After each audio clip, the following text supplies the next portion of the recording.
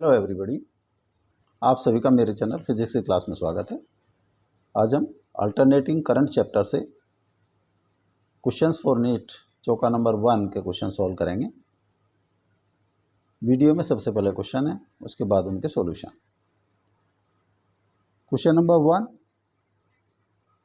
The voltage supply to a circuit is given by V is equal to V0 t की power 3/2 where t is time in second. The RMS value of voltage for period t is equal to 1, t is equal to 0 to t is equal to 1 second is V0 by root 2, 2V0 by 3, V0 by 2, V0 by 3.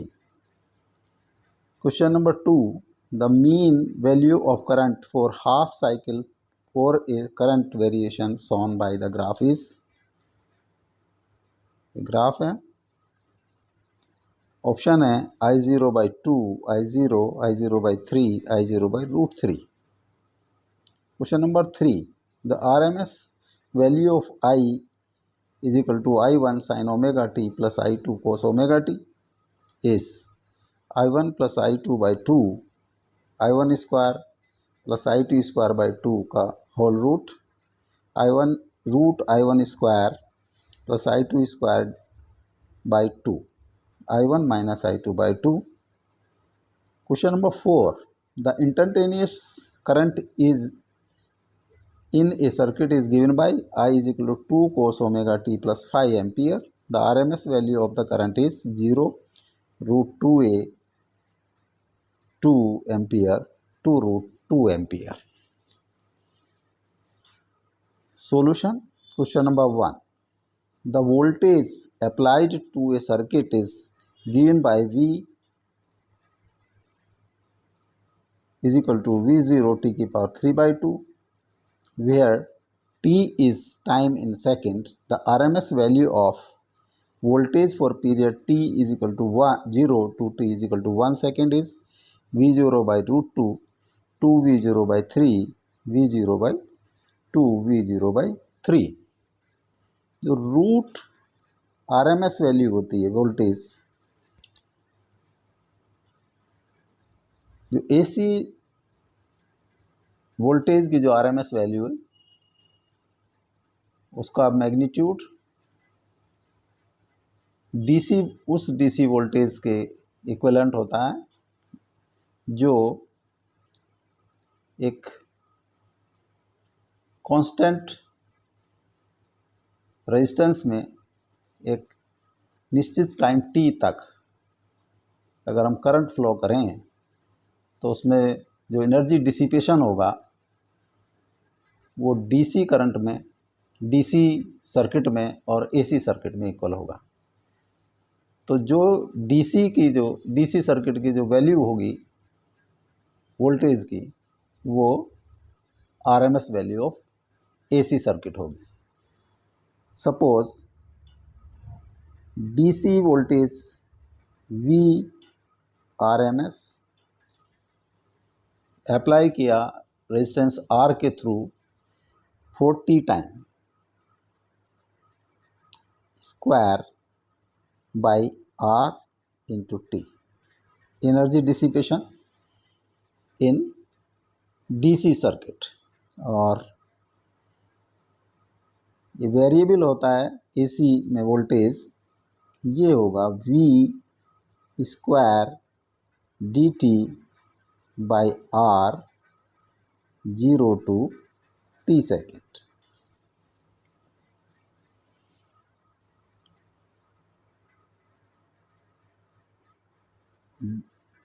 T की value है V RMS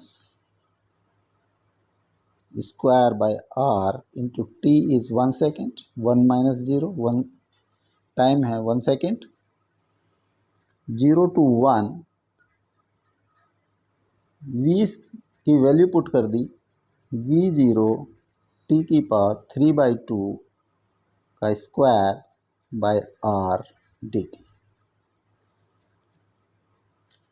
V RMS का square by R is equal to V0 square into T की power 3 bye R dt। 0 to 1. Vrms square by r, v0 square by r t की power 3 dt 0 to 1, r से r cross हो जाएगा, is equal to Vrms square v0 square t की power 3 का integration होगा 3 + 1 by 4 0 to 1, v0 square t की power 4 by 4 0 to 1 और v0 square 1 की पावर 4 by 4 माइनस 0 की पावर 4 by 4, ये आ जाता है v0 स्क्वायर बाई 4 Vrms का स्क्वायर। तो Vrms होगा under root of v square by 4, v0 square by 4, तो v0 बाई 2। v0 बाई 2 जो है RMS वैल्यू होगी वोल्टेज की। C is correct option. Question number 2, the mean value of current for half cycle for a current variation shown in the figure in the graph is, the graph I0 t by 2 0 t 3t by 2 I0 by 2 I0 by 3 I0 by root 3। जो mean value होती है, mean value in AC current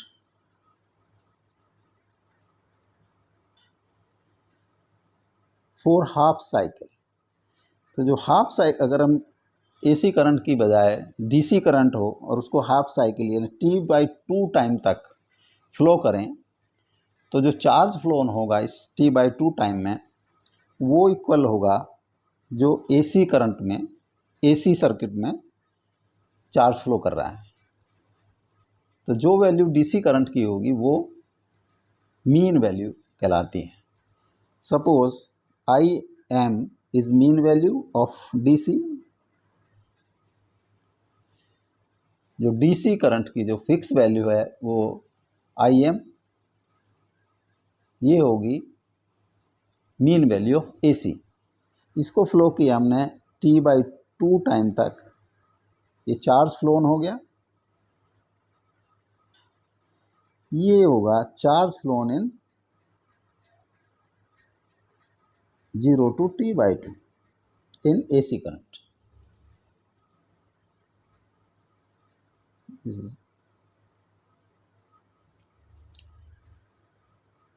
तो IM into t/2 is equal to IDT integration 0 to t/4, ये area होगा I axis और T axis के बीच का एरिया,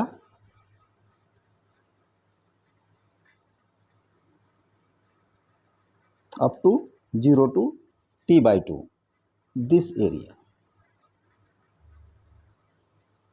तो ये इस एरिया की वैल्यू होगी हाफ I0 इंटू t/2। तो जो ये एरिया होगा ये ही charge flown in AC circuit.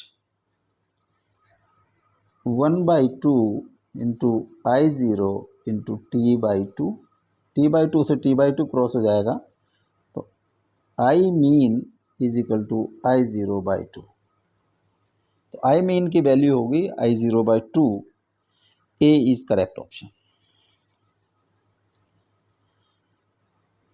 Question number 3, the RMS value of I is equal to I1 sin omega t I2 cos omega t is I1 plus I2 by 2 I1 square by I2 square by 2 whole का under root I1 square plus I2 square by 2 I1 minus I2।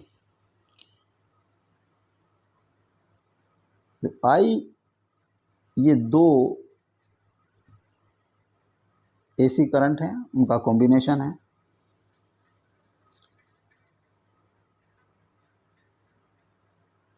इसको हम लिख सकते हैं कि I1 sine omega T plus I2 sine omega T plus π/2।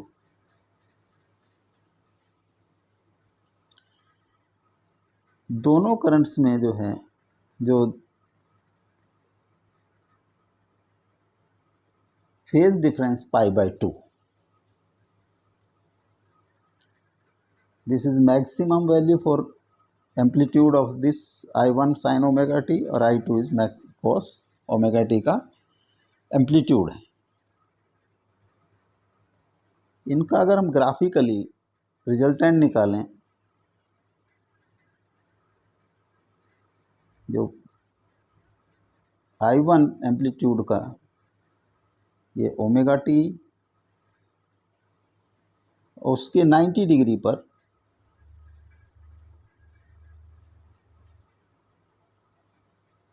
I2,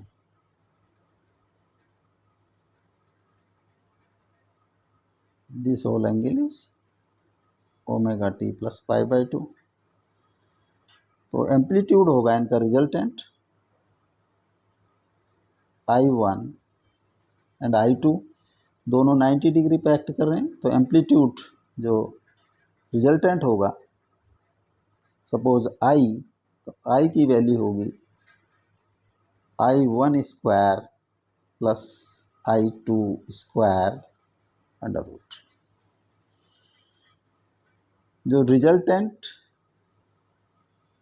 current है उसके amplitude होगा I1 square plus I2 square, और RMS value of IRMS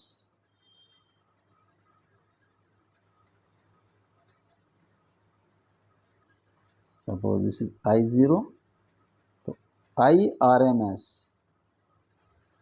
is equal to I0 by √2 I1 square plus I2 square under root divide by under root 2, और I1 square plus I2 square by 2 का root.